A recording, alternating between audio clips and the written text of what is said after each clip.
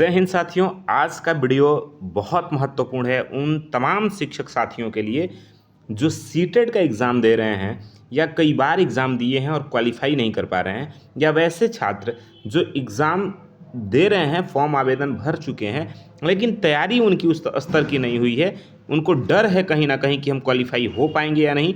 उन तमाम साथियों के लिए आज का ये वीडियो बहुत महत्वपूर्ण है, जिसमें हम प्रूफ के साथ ही समझने वाले हैं कि सीटेट के एग्ज़ाम में हम अपनी समझदारी का प्रयोग करके और ट्रिक का प्रयोग करके कैसे सीटेट को क्वालिफाई कर सकते हैं। बहुत महत्वपूर्ण आज का ये सेशन है। आपको इस वीडियो को विस्तार से देखना है, शुरू से अंत तक ज़रूर देखिए और आपका सारा डाउट इसमें क्लियर हो जाएगा। उन तमाम ट्रिक्स और रणनीति पे हम बात करेंगे जिसका प्रयोग करके आप सीटेट क्वालिफाई कर लेंगे। साथियों, बहुत बड़े बड़े कोचिंग संस्थान ये बात आपको नहीं बताते हैं कि सीटेट कम पढ़ के भी अपने सही रणनीति से क्वालिफाई किया जा सकता है। आइए हम बात करते हैं। सबसे पहले जो मूल बातें हैं उसको हम समझ लेते हैं, फिर हम उदाहरण दे करके और आपको प्रूफ दिखा करके समझाएंगे। साथियों, सबसे पहली बात तो अगर आप सीटेट देने जा रहे हैं तो आपको एक बात दिमाग में हमेशा बैठा के ही रखना है कि जो सीटेट है वो रटने वाली परीक्षा नहीं है। सीटेट मेरे भाई रटने वाला परीक्षा तो नहीं है। सारा खेल किसका है? तो है पेडागोजी का, यानी शिक्षण शास्त्र का सारा खेल है। कैसे खेल है?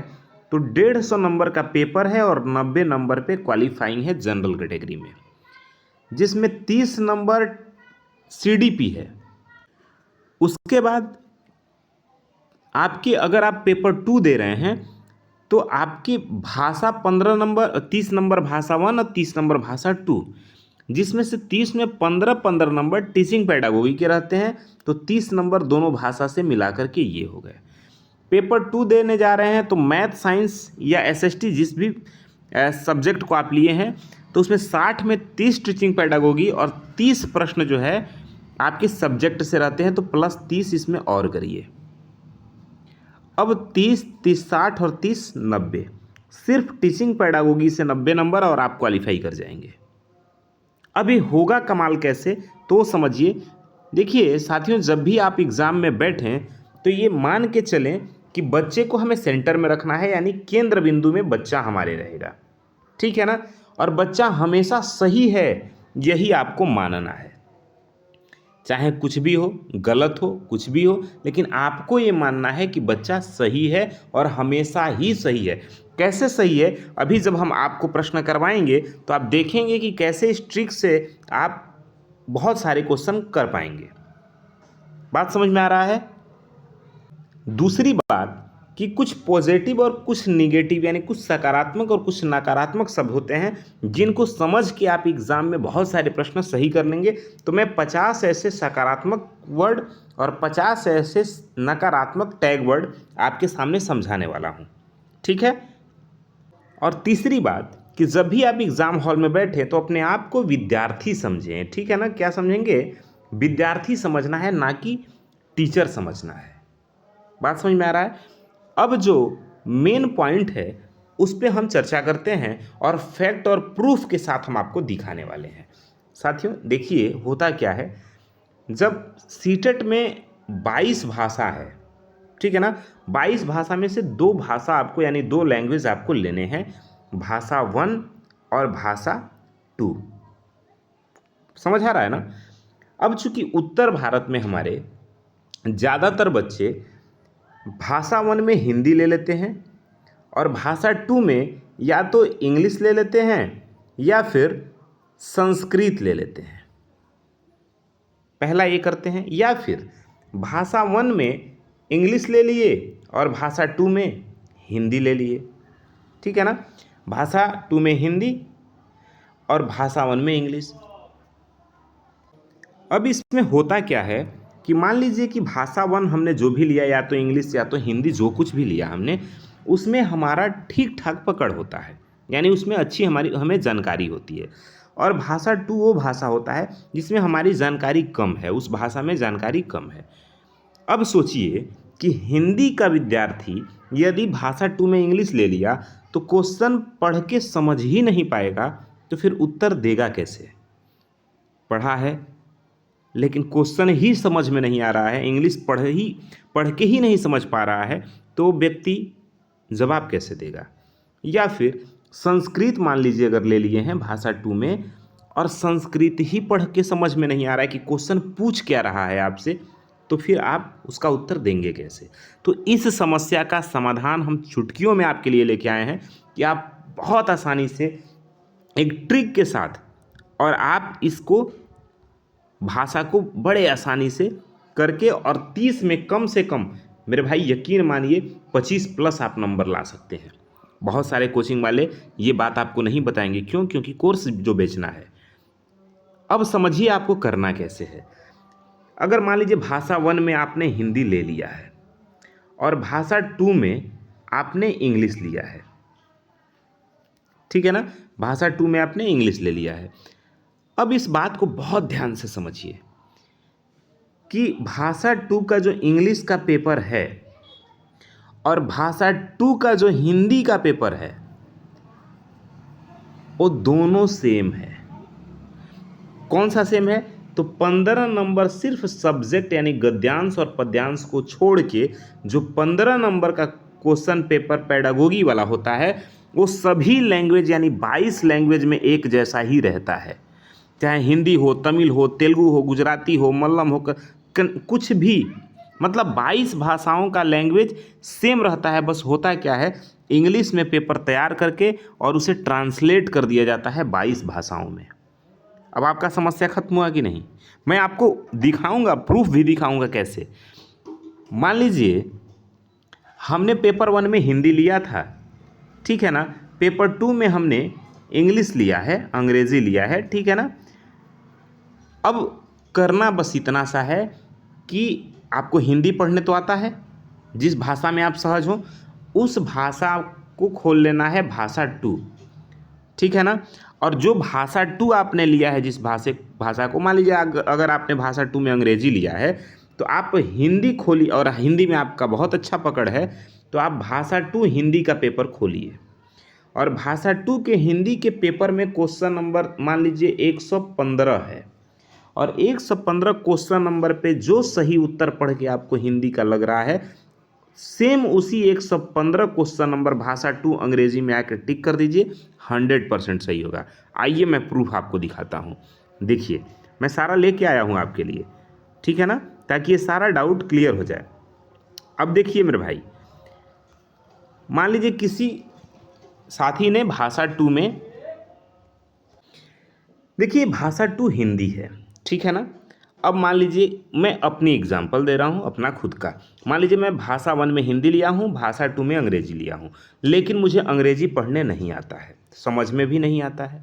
अब मैं क्या करूँगा? मुझे करना कुछ नहीं है। मान लीजिए कि मैं अंग्रेजी का ये भाषा 2 का पेपर खोल दिया, अंग्रेजी, इंग्लिश लैंग्वेज सेकंड, इंग्लिश, ठीक है। अब हम क्वेश्चन शुरू कर रहे हैं। आप सभी जानते हैं 15 क्वेश्चन पेडागोगी के रहते हैं, ठीक है ना? अब देखिए भाषा 2 हम खोल लिए और आ गए हम क्वेश्चन नंबर 142 पे। क्वेश्चन नंबर 142 भाषा 2 अंग्रेजी का है, लेकिन हिंदी हमें पढ़ने आता है और हिंदी पढ़ के मैं उत्तर दे सकता हूँ। तो अब मुझे करना क्या है? भाषा 2 अंग्रेजी का जो क्वेश्चन नंबर है, क्वेश्चन नंबर भाषा 2 अंग्रेजी में 142 है, तो मुझे भाषा 2 हिंदी का क्वेश्चन नंबर 142 खोलना है। और ये देखिए 142 नंबर भाषा 2, ये मैं दिखा दूं आपको, भाषा 2 हिंदी का 142 नंबर में क्वेश्चन यहाँ खोल दिया। अब प्रश्न कह रहा है कि ईमेल के इस प्रकार की पहचान करिए जो आप अपने उस सहयोगी को लिखना चाहेंगे जो आपका मित्र भी है, ठीक है? तो सामान्य सी बात है, आप सभी जानते हैं कि व्यापार संबंधी तो मित्र से बात करना नहीं है, मेल करना नहीं है, लिखा पढ़ी यानी करेस्पॉन्डेंस पत्र व्यवहार इस तरह का काम करना नहीं है।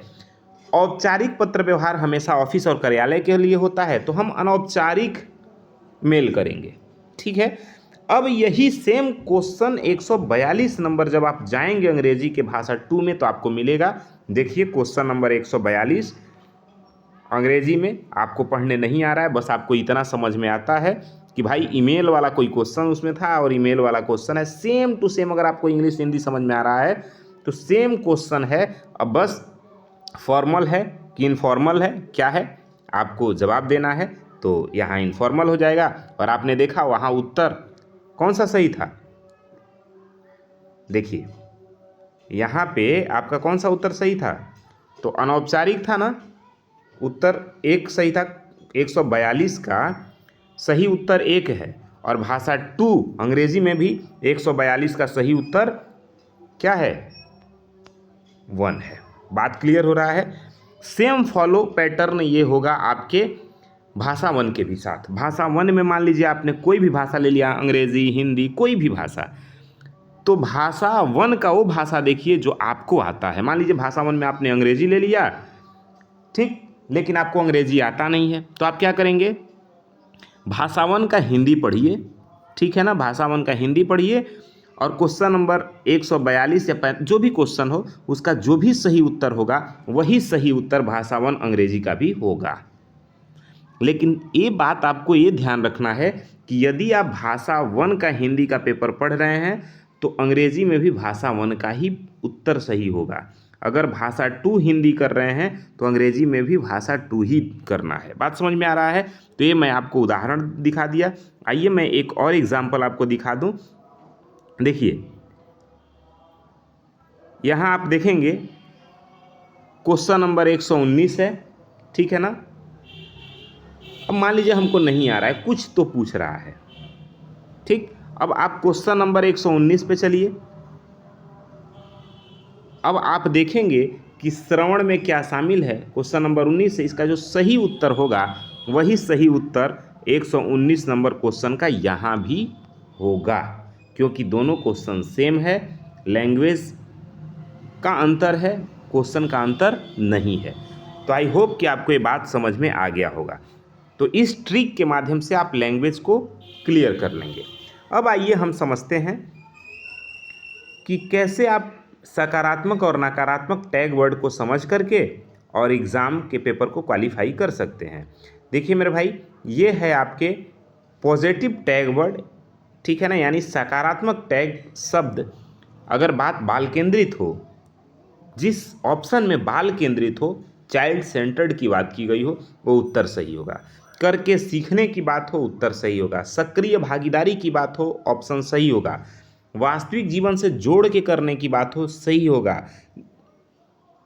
जिज्ञासा की बात हो, क्यूरियोसिटी की बात हो, विकल्प सही होगा। लोकतांत्रिक वातावरण की बात हो, विकल्प सही होगा। समावेशी शिक्षा की बात हो, सही होगा। खोजबीन अन्वेषणकर्ता की बात हो, विकल्प सही होगा। जिस विकल्प में ये टैग वर्ड आपको दिख जाए वो उत्तर लगभग 99% सही होता है। ये ध्यान, वो विकल्प 99% सही होता है, ये ध्यान रखिए। इसी तरह मेरे भाई, सतत और व्यापक मूल्यांकन की चर्चा हो, निदानात्मक शिक्षण की बात हो, सहज ज्ञान और पूर्व ज्ञान की बात हो, समूह चर्चा की बात हो, बहुभाषिकता की बात हो कक्षा में, जहाँ भी इस तरह के विकल्प, जिस विकल्प में इस तरह के शब्द रहेंगे वो विकल्प सही होने के चांस 99% है, ये ध्यान रखिए। ऐसे ही निगेटिव टैग वर्ड हैं, निगेटिव टैग वर्ड को भी आपको ध्यान रखना है। देखिए जहाँ पे रटने की, जिस ऑप्शन में रटने की बात हो उसको काट देना है, वो उत्तर गलत होगा। अच्छा, अगर काटना तब है जब नहीं शब्द नहीं लगा हो। अगर पूछ दे कि इनमें से कौन सा विकल्प सही नहीं है और तब रटना हो तो ये सही हो जाएगा। दोनों बात समझिए। प्रश्न में अगर हो कि इनमें से नहीं शब्द नहीं लगा हो, तब तो ये शब्द जिस भी विकल्प में रहेंगे वो क्या करना है, काट देना है। लेकिन अगर नहीं शब्द लगा है कि यानी कि इनमें से कौन सा विकल्प सही नहीं है, नहीं शब्द लगा है, तब अगर आपको इनमें से कोई भी शब्द दिख गए तो ऐसे विकल्प को टिक मार दीजिएगा, सही होगा। बात समझ में आ रहा है। मान लीजिए पूछ दे कि इनमें से उत्तम शिक्षण की विधि कौन सी नहीं है और उसमें रहे रटना, 3 विकल्प और रहे तो रटना सही कर दीजिएगा, एकदम आपका सही उत्तर होगा। ये शिक्षण की बेस्ट विधि नहीं है। और सवाल अगर ये पूछे कि इनमें से कौन सा शिक्षण का विधि है, और तब रटना रहे, केवल रहे, भय रहे, लैंगिक पूर्वाग्रह रहे, तो इसको काट देना है, गलत हो जाएगा। ठीक है। दूसरी बड़ी बात कि जो प्रश्न बहुत बड़ा हो और ध्यान दीजिए उसके विकल्प पढ़ते हों तो विकल्प उसका 2-2, 3-3 लाइन में विकल्प दिया हो, तो जो विकल्प सबसे बड़ा होगा उसके चांस होने के संभावना उतने ज़्यादा रहते हैं। बड़े विकल्प की तरफ हमेशा जाइए। मान लीजिए कोई प्रश्न है, उसका बहुत लंबा चौड़ा 2-3 लाइन में विकल्प दिया है, 3 विकल्प छोटे छोटे हैं, एक विकल्प बहुत बड़ा है, 2-3 लाइन का है, तो ज़्यादातर चांस होते हैं कि बड़े विकल्प सही हो जाए। एक बार ये आजमाइए सीटेट के एग्ज़ाम में। बाकी हम आपके एग्ज़ाम के पहले भी बहुत सारे ऐसे ट्रिक लाएंगे जिसको आप समझ गए तो आप एग्ज़ाम में बहुत आसानी से क्वालिफाइंग मार्क्स ला देंगे, ये मेरा गारंटी है आपके साथ। बाकी आप बताइए कमेंट करके ये क्या दिक्कत है आपको, क्या सुझाव है आपका मेरे लिए, और किस तरह के वीडियो आप चाहते हैं। बाकी हम SST हर रोज़ प्रैक्टिस सेट हम लोग करते हैं।